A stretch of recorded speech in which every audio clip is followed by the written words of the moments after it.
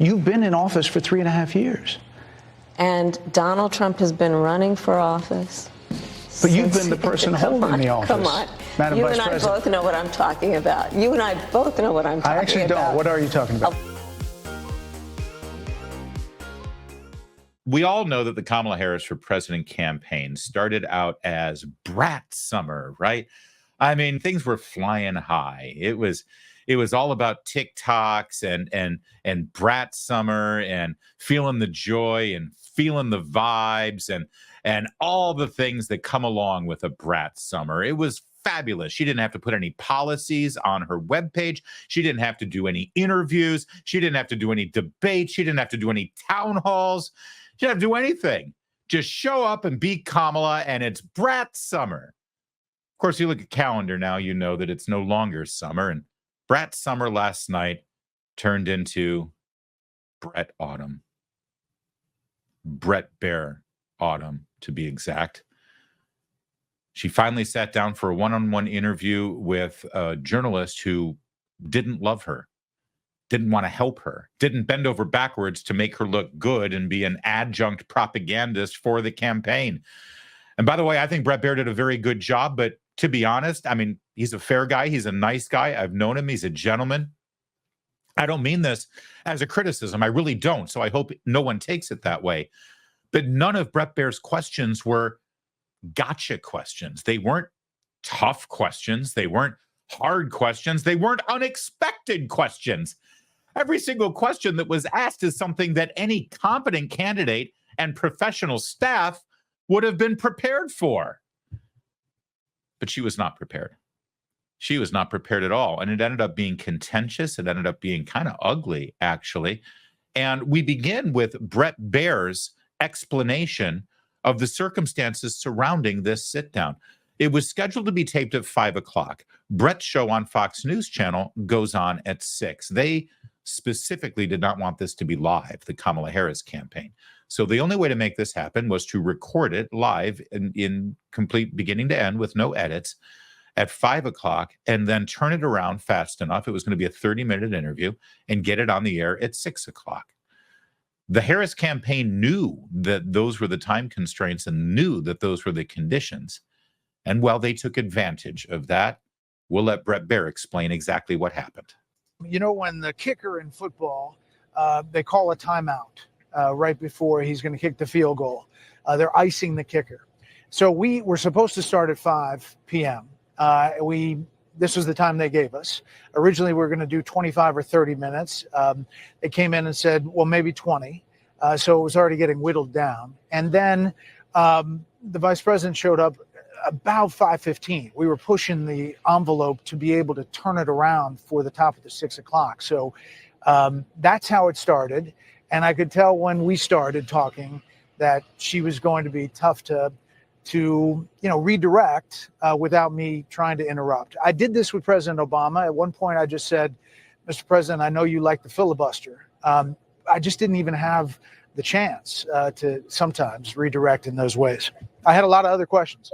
Yeah, he had a lot of other questions and they didn't get to it. And she did filibuster and he had to jump in and sort of redirect her. Like the very first question was, by your estimation, how many people have been let into this country illegally during your administration? And she couldn't even answer that question. She immediately, all these questions about border security, and she immediately starts pivoting, talking about the broken immigration system. Just a little pointer for all of you, in case you're engaged in a friendly debate with a colleague or a family member or somebody on your Facebook page. And every time you raise border security, they say, yeah, because our immigration system's broken.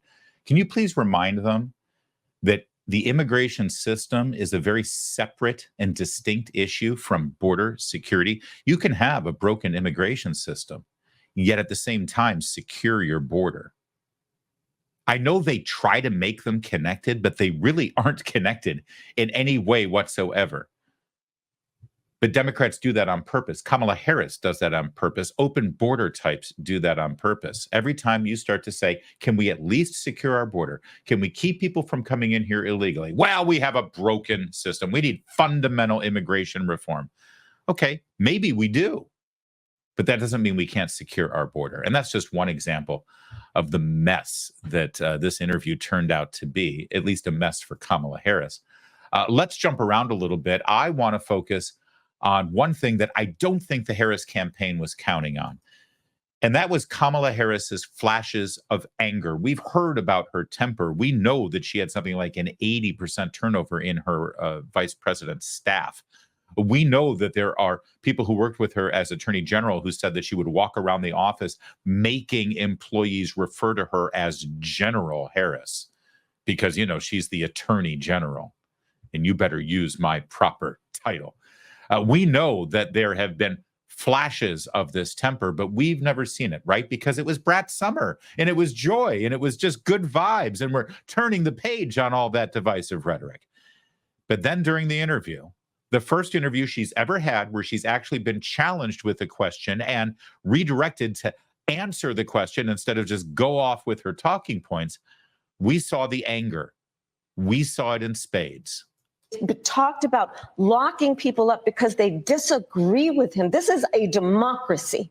And in a democracy, the president of the United States, in the United States of America, should be willing to be able to handle criticism without saying he'd lock people up for doing it. Now, I want you to watch her body language. I want you to watch her face, her eyes, her eyebrows, her gestures, her mouth, without actually listening to what she has to say. Do you ever see Donald Trump act this way? I mean, I know they have a lot to say about Donald Trump, but where's the joy? Where's Brat Summer? I mean, this is Kamala Harris. Now, I know that there's a lot of her fans who were thrilled with this. They want her to get angry. They want her to yell. They may be right, but see, there are people who are already predisposed to vote for her. I promise you, as Kamala Harris goes on to Fox News Channel, and one must think strategically that the only reason she did this was because she's trying to appeal to independents or on-the-fence Republicans who don't like Trump, let's say, or are open-minded to try another way. And this is what they get. That's hysterics. That's not a good look. It's certainly not presidential, is it? But that's only the beginning of the anger. It's only the beginning of the yelling that we saw here. And understand something. This is Bret Baier. This is, teddy bear Bret Baier. Hardly the meanest, most partisan person on Fox News Channel. All he was doing was being assertive and trying to track her back to the actual questions that she kept avoiding. Frankly, exhausted of Bret. More than 70% people are of exhausted. people tell the country is on the wrong track. They say the country is on the wrong track. If it's on the wrong track, that track follows 3.5 years of you being vice president and President Biden being president. That is what they're saying, 79% of them. Why are they saying that? If you're turning the page, you've been in office for 3.5 years. And Donald Trump has been running for office.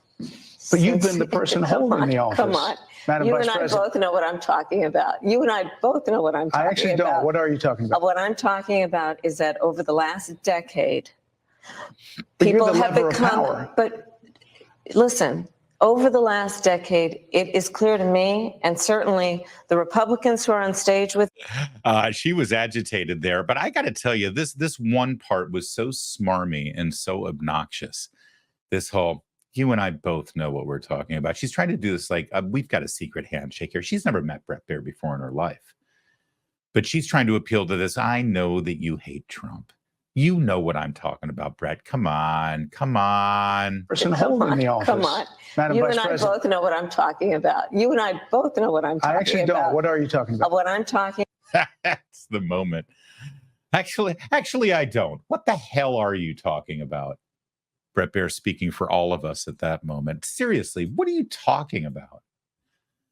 But that's a perfect example of this, 79% of the American people think we're on the wrong track. Well, yeah, because of Donald Trump. Okay, but you're in power right now. You're in the White House. You've been sending us on this track for 3.5 years. But Donald Trump's been running for office for 10 years. Does anyone buy that? Does anyone buy that the American people in these polls are saying that we're on the wrong track And by saying we're on the wrong track, it means that Donald Trump is a candidate. You know, that Donald Trump, he's a candidate, so we're on the wrong track. Nobody thinks that. All right, one more of these, little flashes of anger. And again, the inability to actually answer questions and constantly try to bring this interview back to trash Trump, which I guess it's a strategy. But I mean, at some point, don't you actually have to be for something? Why, if he's as bad as you say, that half of this country is now supporting this person who could be the 47th president of the United States? Why is that happening? This is an election for president of the United States. It's not supposed to be easy. I know, but It's not supposed to be. It is not supposed to be a cakewalk for anyone. So are they misguided, the 50%? Listen, are they stupid? What is God, it? I would never say that about the American people. And in fact, if you listen to Donald Trump, if you watch any of his rallies, he's the one who tends to demean and belittle and diminish the American people. He's the one who talks about an enemy within. Now, I'll let her finish here, but you see again what she did. The question is, if he's so bad and you've been trashing him, then why is it that over half the people are supporting him right now, the way the latest polls are, at the very least half of the people? And why do they think he's better than you at almost every possible policy issue? And then she immediately turns and says, but Trump demeans people, right? An enemy within, talking about the American people, suggesting he would turn the American military on the American people. Why, if he's anyone remember Joe Biden giving a speech in front of Independence Hall in Philadelphia, bathed in red light that made it look like it was bleeding, as he was standing there screaming about the MAGA fascist Republicans? Remember that? All that language that sounds like he was calling us the enemy within. And this idea of jailing your political opponents. There's over 1,000 Trump supporters who have been jailed by this administration. Some of them under the horrible crime of parading without a permit. Parading without a permit because they walked into the Capitol building when Capitol police officers were literally holding the door open for them. Disrupting an official proceeding because they walked into the Capitol as police officers held the door for them. And then, of course, there's the charges against Donald Trump himself. Also, Peter Navarro and Steve Bannon have both been imprisoned by this administration. So is anyone actually buying this whole idea that Donald Trump is the real existential threat to the Constitution? Because he'll jail his political opponents when they are literally doing that right now. But there was another moment here. Bret Baier says, why are people supporting him if he's that bad? Are they misguided? Are they stupid? Did you catch this? Who could be the 47th president of the United States? Why is that happening? This is an election for president of the United States. It's not supposed to be easy.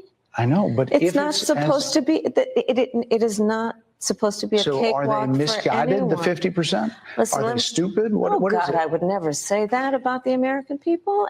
So Bret Baier says, what's going on with these voters? Are they just stupid? And Kamala Harris says, I would never say that about the American people. Really? Oh, let's go to the videotape. So are they misguided, the 50%? Listen, are they stupid? What is it? I would never say that about the American people. What else do we know about this population, 18 through 24? They are stupid. Okay. Listen, David Muir isn't the only one who can do a fact check on these people. The difference is ours is accurate. All right. Then the conversation turned, as it often does at moments like this, to Joe Biden. Because Kamala Harris made the mistake of using that word again. That's why the American people want to turn the page. That's why they want to move on. They want to turn the page from Joe Biden. All right. It's interesting you said turn the page, Madam Vice President. You were asked on 2 different shows last week what, if anything, you would do differently than President Biden. Here's what you said. Would you have done something differently than President Biden during the past 4 years? There is not a thing that comes to mind in terms of, and I've been a part of most of the decisions that have had impact. Under a Harris administration, what would the major changes be and what would stay the same? Sure. Well, I mean, I'm obviously not Joe Biden. I noticed. And so that would be one change in terms of, but also I think it's important to say with, 28 days to go, I'm not Donald Trump. Okay, so those are both clips from last week, right? One from The View, and on the very same day, she did Stephen Colbert about 8 hours later, and everyone was really surprised. It's like she sort of, fumbled on The View. That's bad, but she had a second chance, and she still sort of fumbled. Now she's had a week. She's had over a week. It's been 9 days between that, and she's already seen the fallout from that. I can't think of anything different I'd do from Joe Biden. So now, what's her answer with all of her highly paid political consultants and, of course, her own brilliant brain, because she's one of the smartest human beings ever to contemplate running for president, we've been told. So now that she's had time to think about it, what's the big takeaway? What's her new answer to this fundamental question? How are you going to be different than Joe Biden? All right, let's see what the answer is. So you're not Joe Biden, you're not Donald Trump, but nothing comes to mind that you would do differently? Let me be very clear. My presidency will not be a continuation of Joe Biden's presidency.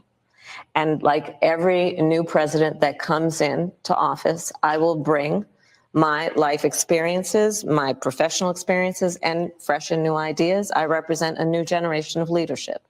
I, for example, am someone who has not spent the majority of my career in Washington, D.C. I invite ideas, whether it be from the Republicans who are supporting me, who were just on stage with me minutes ago, and the business sector and others. Yeah, it's interesting because I think if the American people are looking for someone who has not spent the majority of their career in Washington, D.C. and has great contacts in the business sector and within the Republican ranks, maybe there's another choice.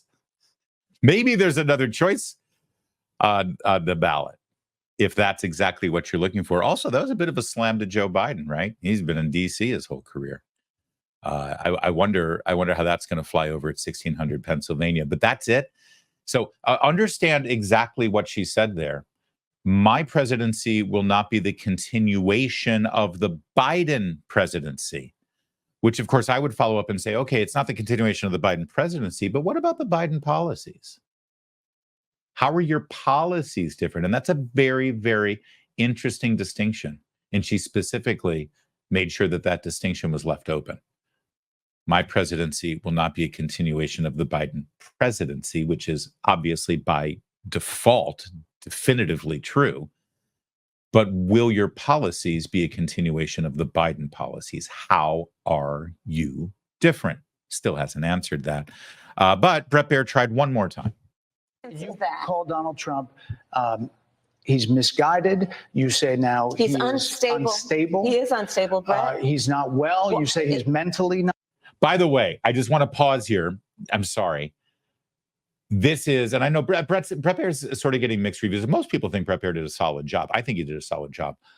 This is probably his best moment because he's drawing her in. He's sucking her in. She thinks this is going to be an opportunity to go after Donald Trump, right? He's setting it up with, you said that he's unstable, that he doesn't have the mental fitness, that he has, some kind of health problems or whatever, which is ironic with Joe Biden, right? This is how he's, and you can see her, she's getting excited to be able to engage in this. She's ready. I mean, she prepared this entire interview. She tried to just use it as a hammer against Donald Trump. And Bret Baier catches her so off guard. I'm not going to interrupt it again, but I want you, when he finally asked her the question that she's not expecting, watch the 3-second pause with her mouth open and her eyes searching for the right answer.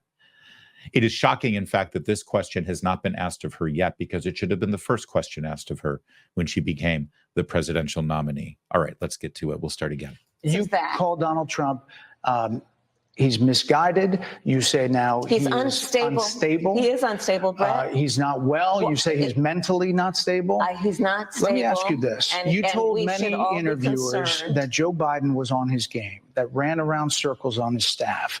When did you first notice that President Biden's mental faculties appeared diminished? Joe Biden, I have watched from the Oval Office to the Situation Room, and he has the judgment and the experience to do exactly what he has done in making very important decisions on behalf of the American people. There were no concerns raised? Brett, Joe Biden is not on the ballot. I understand. And Donald Trump But is, you talked about it. And Donald Trump After George is, Clooney said and within a if few you minutes of watch talking to President Donald Biden at a Trump- fundraiser that he thought this was not the same Brett, Joe Biden that we saw on the debate Donald stage. Trump is on the ballot. I understand. You met with him at least once a week for 3.5 years. You didn't have any concerns? I think the American people have a concern about Donald Trump, which is why the people who know him best, including leaders of our national security community, have all spoken out, even people who worked for him in the Oval Office. All right. Amazing. Absolutely amazing. She flounders so much here. And this is why people have primaries. She has no inherent political skills here other than reading a teleprompter very well and making sure that she sort of plays the part. But when she's under the gun and she has to actually shift on the fly and think in real time, well, we see how she performs. And by the way, she might, as President of the United States, be called upon to actually do that in much more serious and stressful scenarios. All right. The interview, as I said, began. It was 23 minutes, I want to say. And the first 10 minutes were all about border security, and their failures in the realm of illegal immigration. So let's take a look at a couple of those. How many illegal immigrants would you estimate your administration has released into the country over the last 3.5 years? Well, I'm glad you raised the issue of immigration because I agree with you. It is a topic of discussion that people want to rightly have. And you know what I'm going to talk about. Yeah, but right just a number. Do you think it's 1 million, 3 million? Brett, let's just get to the point. Okay, the point is that we have a broken immigration system that needs to be repaired. So your Homeland Security Secretary said that 85% of apprehensions. I'm not finished. We have it's a an rough immigration estimate of 6 million people have been released into the country. And let me just finish. I'll get to the question. I promise you. I was beginning to answer. And when you came into office, your administration immediately reversed a number of Trump border policies. Most significantly, the policy that required illegal immigrants to be detained through deportation, either in the U.S. or in Mexico. And you switched that policy. They were released from custody awaiting trial.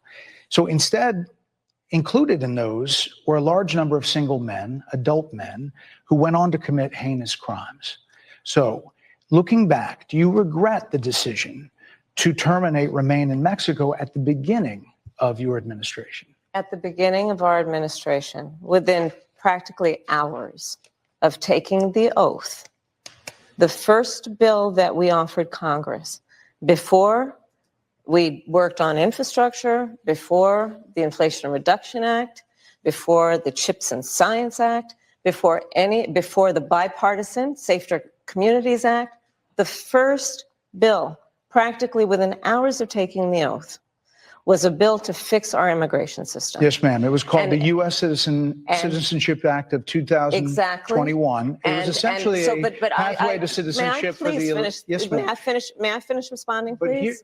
this, you have to let me finish. you had the please. White House and the House and the Senate, I'm and they in the didn't middle bring up of that bill. responding to the point you're raising, Okay. and I'd like to finish. Yes, ma'am.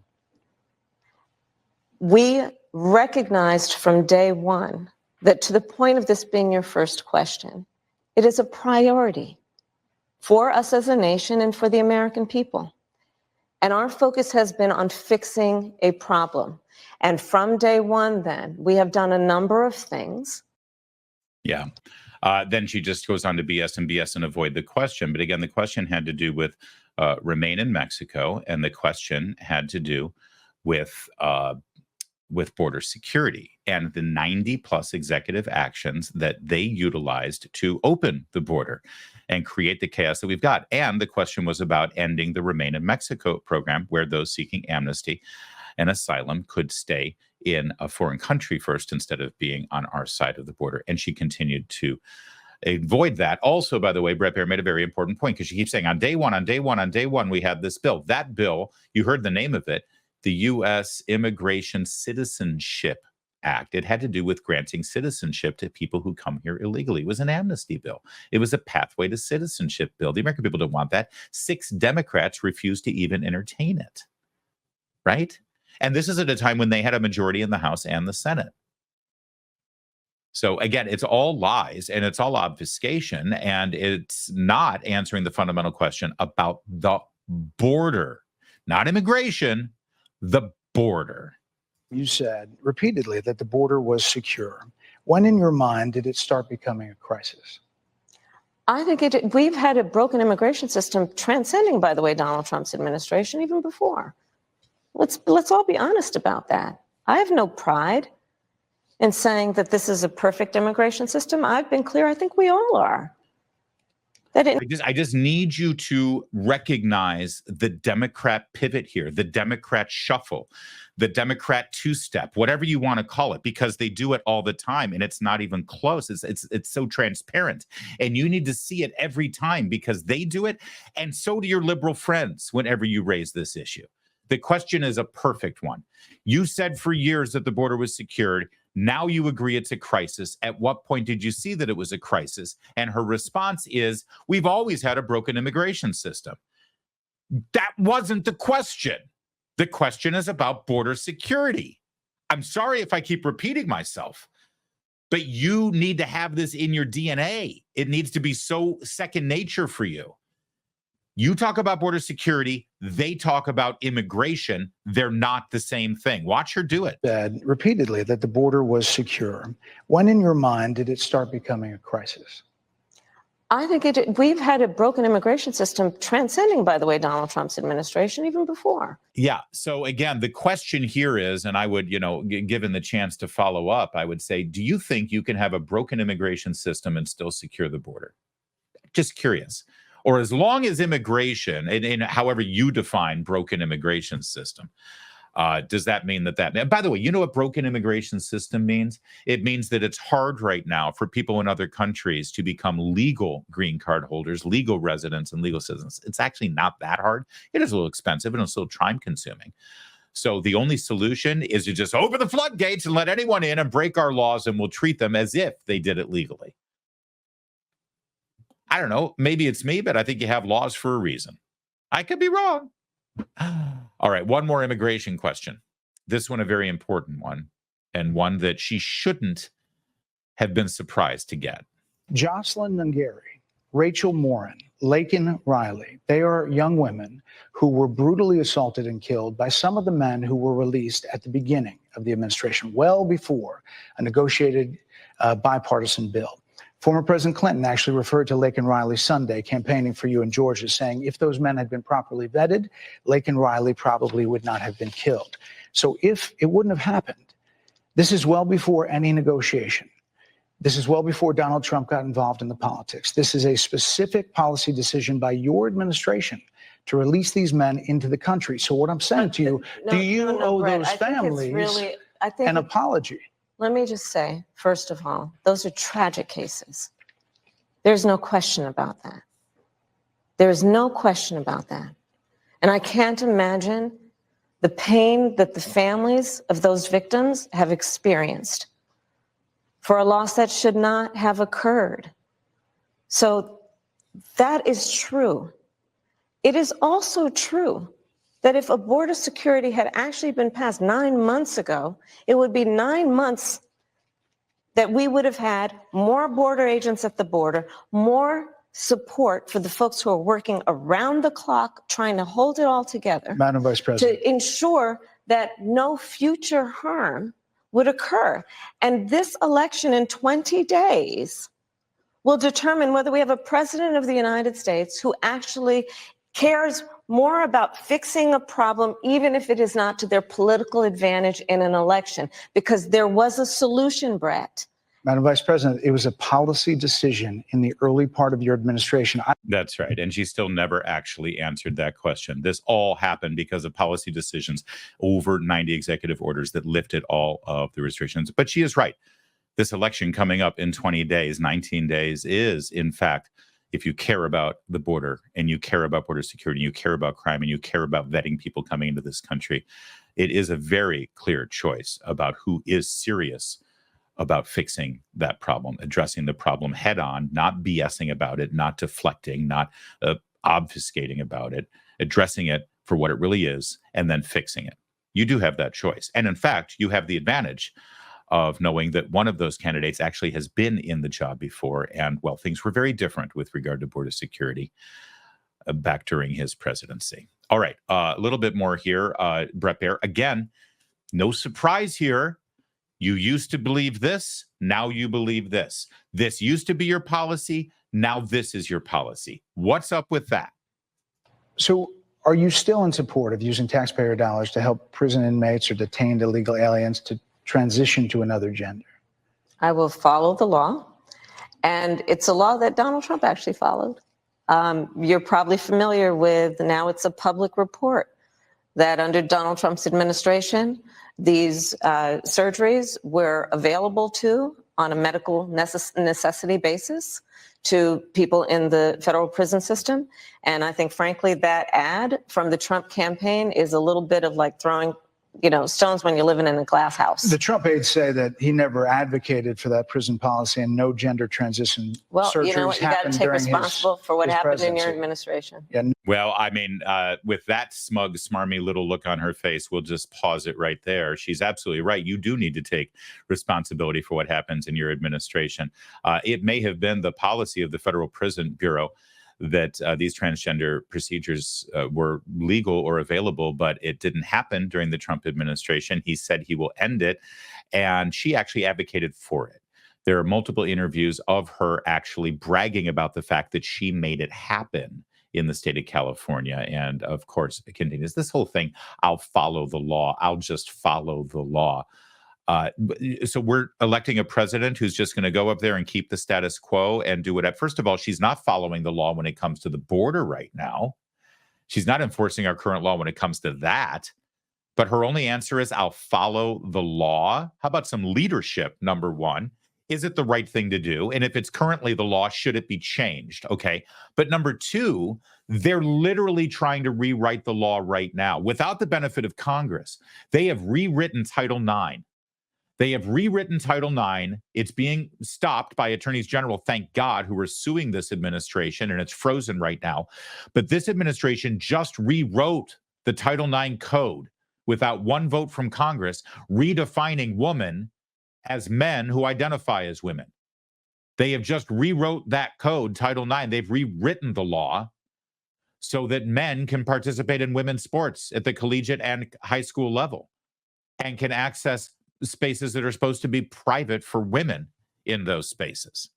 So don't buy any of it when she says, I will follow the law, because her record right now with Joe Biden is that they go in and rewrite the law.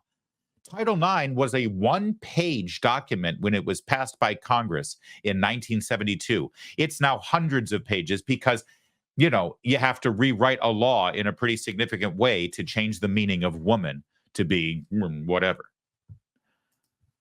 More on this, by the way, as she continued to be, her flip-flops continue to be a subject of this conversation. There's a lot of people that look back at what you said at 2019 when you first ran for president. And there have been changes, and you've talked about some of them. When it comes to immigration, you supported allowing immigrants in the country illegally to apply for driver's license, to qualify for free tuition at universities, to be enrolled in free health care. Do you still support those things? Listen, that was 5 years ago, and I'm very clear that I will follow the law. I have made that statement over and over again, and as Vice President of the United States, that's exactly what I've done, not to mention before. If that's the case, you chose a running mate, Tim Walz, governor of Minnesota, who signed those very things into state law. So do you support that? We are very clear, and I am very clear, as is Tim Walz, that we must support and enforce federal law, and that is exactly what we will do. That was a brilliant follow-up by Bret Baier, and you can tell by that look on her face that she's not happy that she was asked that question. This whole, I'll follow the law, I'll follow the law. But I love this, by the way. You believed this, and now you're doing this, or you're claiming this. And she says, well, that was 5 years ago. You can't expect me to believe what I believed 5 years ago. But this whole I'll follow the law, I already explained how that's just a complete and total bullshit answer. But it's a perfect follow. It's like, okay, all those things that you now claim you don't believe, you just picked a running mate who instituted all of those things in his state. So what is it you believe? And well, you can see by the look on her face. One other quickie here on foreign policy, because sadly there hasn't been enough discussion. There was only one question on foreign policy, but I think that it's instructive. Again, look at the look on her face. This is right at the end, as the staffers are saying, cut it off, we're done, we're done, we're done. Everyone who thinks that Kamala Harris did a great interview, look at that face right there, and you tell me. But asked in an interview on 60 Minutes, asked about what the biggest threat was, she said, Iran. I want you to hear this follow-up here, because Bret Baier is very, it's like, if Iran is our biggest threat, you know, your administration certainly hasn't treated them that way, considering lifting sanctions and enriching the regime so they can pay for terrorists to come after us and our allies.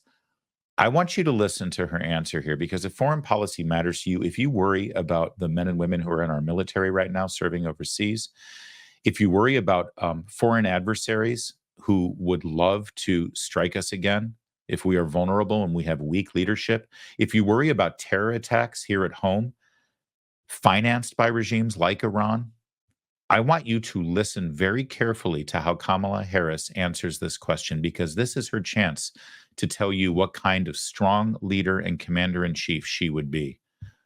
Try to make sense of her answer here about Iran. A number of experts thought you would say China. The FBI director had said that. But you said Iran. If that's the case, what do you say to critics who look at the actions of your administration and say you're not acting like Iran is the number one threat? Well, I will tell you most recently, whether it was in April or in October, and then several hours on each occasion, that Iran posed a threat to Israel. I was there, most recently in the Situation Room, in the most recent attack, working with the heads of our military and doing what America must always do to defend and to support Israel in its requirement to defend itself, and to give American support to be able to allow Israel to have the resources to defend itself against attack, including from Iran and Iran's terrorist proxies in the region. Right. And that is, and my commitment to that is unyielding and unwavering. Wow. Like I said, I just wanted you to see that and to listen very carefully to that answer. And if that satisfies you, you know, are you really treating Iran like a threat? Well, all I can tell you is that when Iran did threaten Israel, I was there in the Situation Room working with our military heads to make sure Israel could defend herself. That's her answer.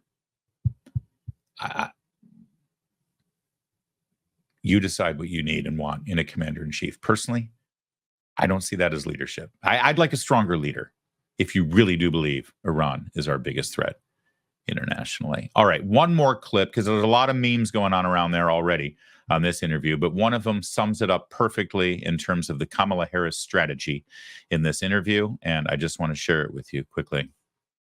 Donald Trump and Democrats voted. Donald Trump, Donald Trump, Donald Trump, Donald Trump, Donald Trump, Donald Trump, Donald Trump, Donald Trump, Donald Trump, and Donald Trump, Donald Trump, President Biden had a fundraiser debate stage. Let's go back to oil Donald profits. Trump, Donald Trump, Donald Trump, Donald Trump. Yep. That was it. Everything is Donald Trump. He is living rent-free in her head. That's what he's saying. In her mind right now, as she does that, that's what she sees. He is literally dancing around on her cerebellum or whatever's left of it. And she can't stand it. Clearly, from yesterday's interview, the strategy here for the Kamala Harris campaign in the final 20 days is to make this entire election about people who want to vote for Donald Trump or people who want to vote against Donald Trump. Has nothing to do with her, has nothing to do with her running mate, has nothing to do with her party, and it has nothing to do with policies, God knows. This entire election is, are you voting for Donald Trump or are you voting against Donald Trump? That strategy might work. It might. But I will be surprised if it does.